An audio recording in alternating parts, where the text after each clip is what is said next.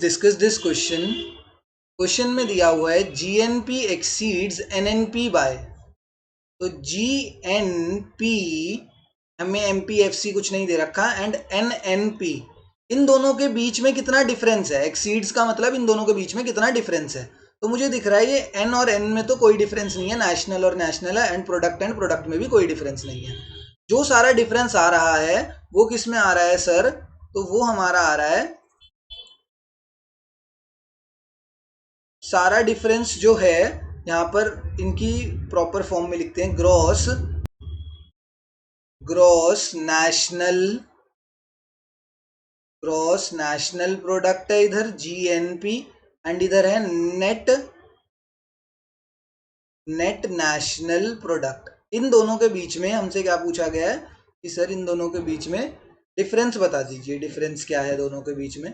तो मुझे एक चीज दिखी कि प्रोडक्ट सेम है, तो यहाँ पर कोई डिफरेंस नहीं है, एंड नेशनल सेम है, तो यहाँ पर भी कोई डिफरेंस नहीं है। सारा डिफरेंस आ रहा है इस ग्रॉस और नेट का।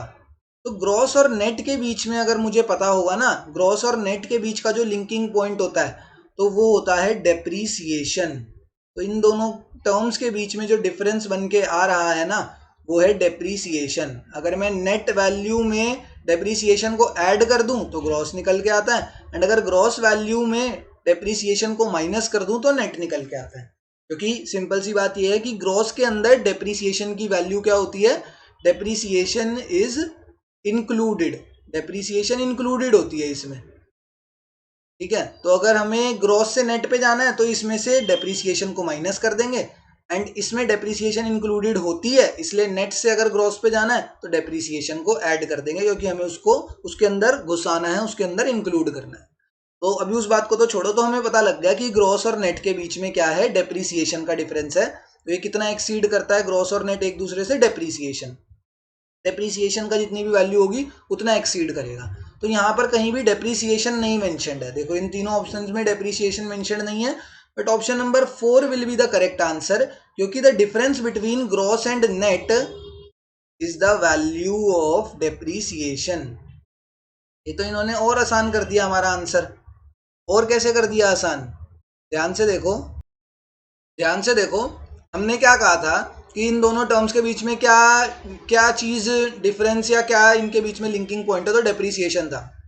डेप्रीसिएशन कैसे निकलता था, अगर ग्रॉस और नेट निकालना है तो ग्रॉस में से डेप्रीसिएशन को माइनस कर दो। क्या कर रहे थे हम,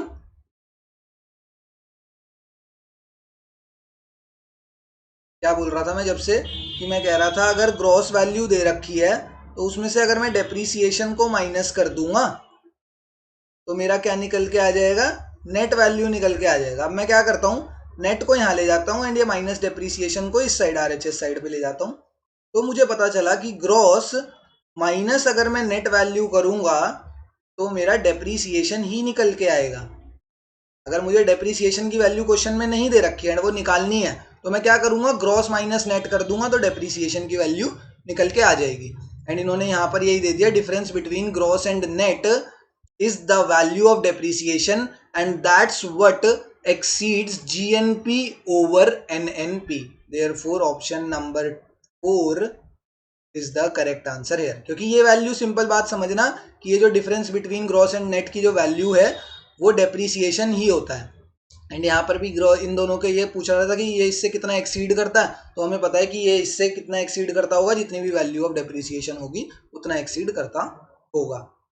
ठीक है, थैंक यू।